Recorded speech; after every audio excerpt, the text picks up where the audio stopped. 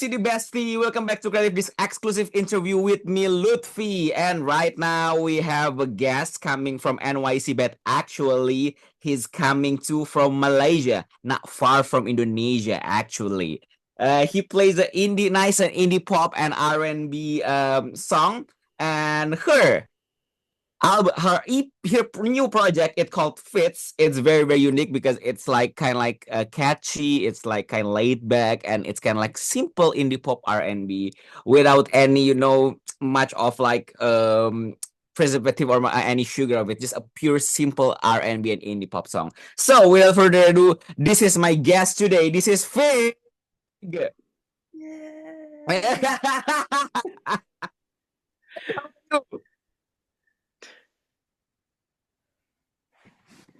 How are you right now? I'm good. How are you? I'm very very fine. I'm very fine. What activity that you are doing recently? Right now, I'm currently in LA. I did Okay. my first headline show in New York yesterday, and now we're here in LA to do the next one on Thursday. So yeah, now I'm in LA, and we're gonna do our next show in 2 days. How does it feel to headlining your first show? It was really fun. I Mm, think I've been have the privilege to like open for a lot of artists, so it was really fun mm, to finally do a show where people would come for me, and it was cool to finally hear people sing the songs mm. together and have people in one place. So it was very rewarding and very fun. Like, do you felt nervous? I think when you are headlining your own show, it's like maybe like challenging, or maybe like you kind of like some or nervous on it. Yeah, I think like a little nervous, Mm. especially when opening, you're like, okay, like people are not here for me and I can just like sing and it's okay. But then when you're, yeah, when you're headlining, it's like, oh, people are here for me. So what if I'm like, don't do well, or what if it's Mm, not good? mm, So a little nervous, but I think at the end, once you're on stage and see people like coming mm. for you, you're like, okay, I feel good, and the nerves go away. So yeah, Okay, okay, all right. So we are gonna talk about your new it's like EP or album? EP, yeah, yeah, yeah. EP. Okay, it's kind of like your new EP. It called Fits. So tell me the detail about this EP.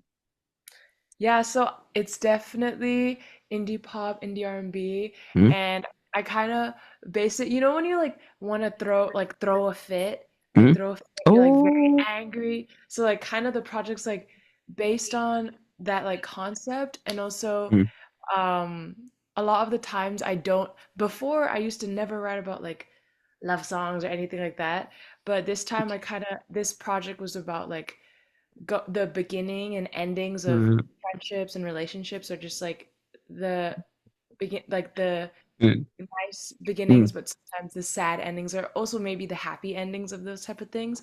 So it was my Ah. first time like kind of discussing or like going through topics like that. Mm. But yeah, that's what Fits It about, and it's my like second bigger EP. So it was 8 songs and it was super fun to do.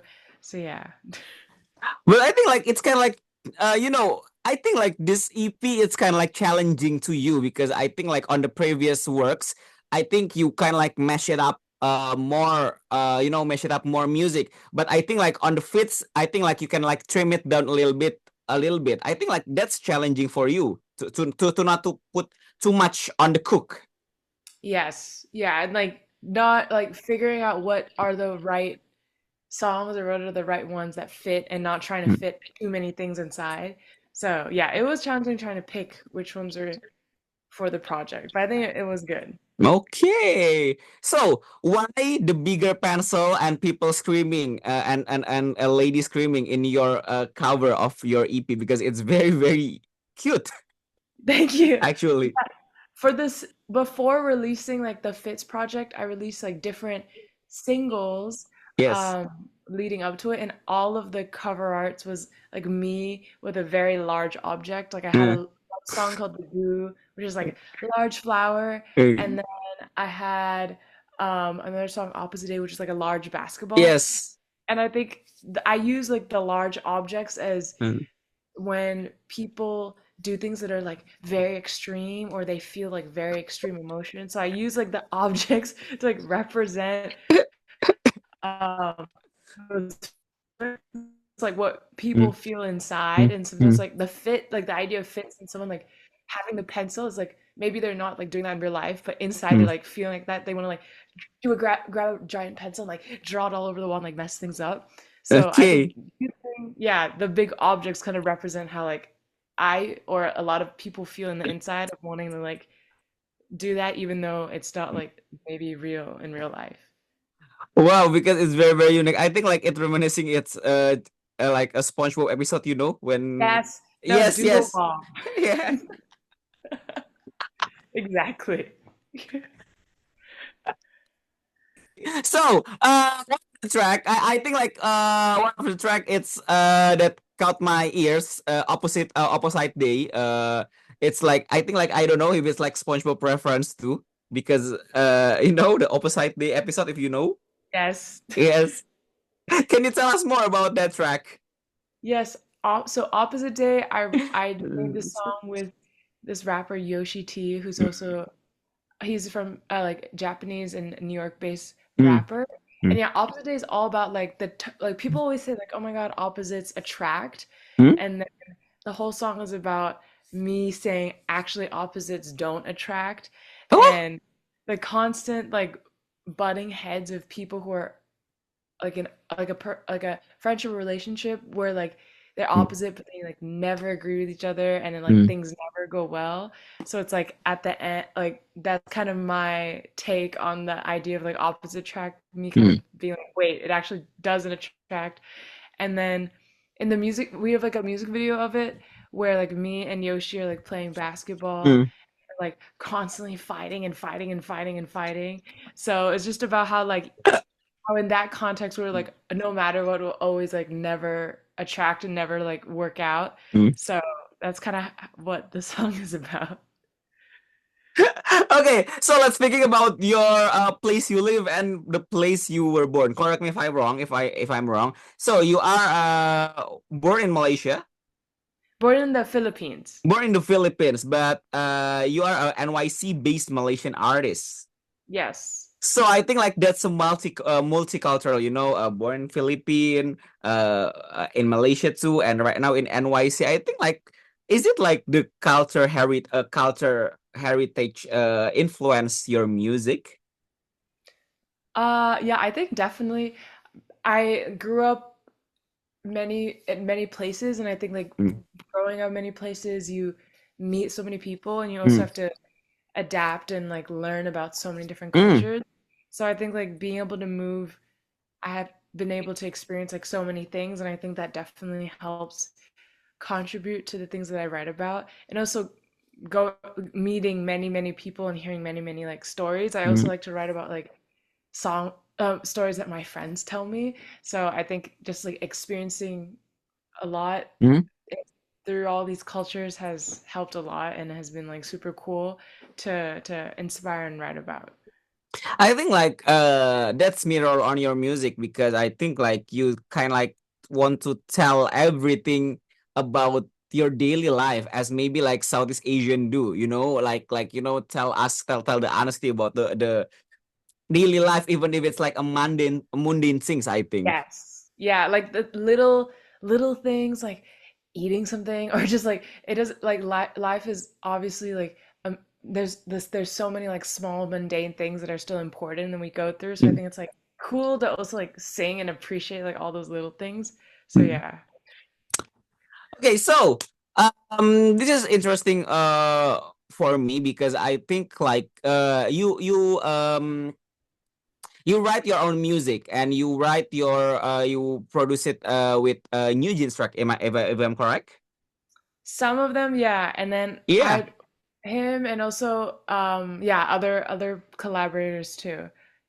So like how does it feel to when you are producing with someone? I think like there's a part of identity of your song belonging to someone.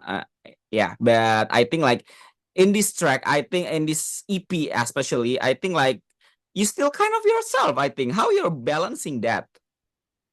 I think like especially the people that I work with, I treat them as like friends where I feel Mm, comfortable to talk about things. And I think when making music is very a vulnerable thing, and I think it's very important to feel just like comfortable to talk mm, about or to like say things that maybe like you're like, oh, I like nervous, like they'll mm, judge me or something. But mm, I think if like they're a good collaborator when they're like you say something or you try mm, something, and even though it's mm, bad or like mm. maybe like vulnerable, they're like okay with it. So I think like being able to feel comfortable and like speaking out or just like write the things that I want to write and not feel like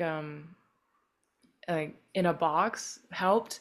And even Mm, though I worked with with a couple people on this project, I think I was still able to kind of say what I want to say and create the mm, same like theme. mm, So yeah, I think just like finally feeling confident or not as mm, scared to like, say what I want to do helped a lot. Just creating the same, like mm. having me still in the project.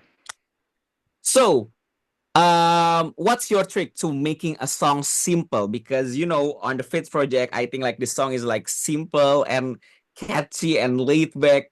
It's kind of like challenging to make more simple song. So, what's your secret recipe to make everything simple? I think like for me, it's like almost to make simple or things that are catchy or things that like just like have a very like Mm, clear message mm, when writing music, almost like when you like anything that you think about, mm. you record or you let out. Like even though if you like I used to be like, oh no, it's a bad idea. I Yeah. shouldn't talk about it or I shouldn't try it. But then I would get like so in my head and then make everything so Oh, overcomplicated. But then if I'm like, oh, this could be a bad idea, but let me try it and then see. And then once I like let it out of my brain and try it, I'm like, okay, that was bad, but at least I like got it out and let's try something else. And I think like trying things, even though like you think it's bad, allows you to just like let things out and then finally find something that like just mm, is works perfectly mm. and is like simple rather than like keeping all the things that like you thought were bad or good in your head and then you start to overcomplicate things being like oh it's never going to be good enough but you Okay. just have to try. So I think that helped a lot. So, in your opinion, there's no such thing as a bad idea. Everything is like an idea is an idea, Yes. right? It's like at least you try it because it's better than Mm, to try it and mm, realize it doesn't work than like keep it in your head and then mm. like feel like you're blocked or feel like you're Yeah. stuck. Yeah. So yeah. Okay, so if you have a time machine and you can go back in time, what era that you want to go back to and why? Oh. Uh. Oh my gosh. Mm, uh. In my life, like in my lifetime. Yes, in my lifetime, in your lifetime, or maybe like you want to meet another person, or or living in an era that you didn't previously live. It can be anything. I um really, really, really want to be in a time where I can watch Michael Jackson. I Why? would like Why? Why? touch my In parents. in what era? In what Michael Jackson era, Oh, I think like especially? the Rock with You era. Oh my God. I think like my parents were such a big fans and they were able to watch him live and then I like got very obsessed with him like during but then after he passed so that is Mm, like he mm, was like I think Dead or Alive he's like number one but mm, I think that would be like a crazy thing to witness um and also like he's one of the craziest like superstars and I think like seeing that would be crazy and also mm. yeah I would want to go back so I could watch that in that prime era. Wow, wow, wow. So you are jealous with your parents. Yes, This is exactly. okay. So this is we have two last questions. The first one is mention five things we didn't know about you. Okay. Let's see. First thing is that chocolate gives me headaches. Huh? Like when I eat chocolate, it gives me headaches when I eat it. Even if it's bitter or sweet, the sweet Yes. one. Like even like a brownie, like if I eat like I cannot eat a whole brownie, like a Oh my half God. brownie, Huh? because if I eat the whole thing, it'll give me like a really bad headache. Okay, Yeah, okay, that's one that's thing. one thing. Second thing is that um I've moved like 10 schools like throughout my life. So Damn. I've moved around a lot. Um, a third thing is do you know what Disney adult is? Yes, yes. I Are you the almost was a one? Disney. No, no, no. I said I'm almost was a Disney adult, but then I stopped being obsessed.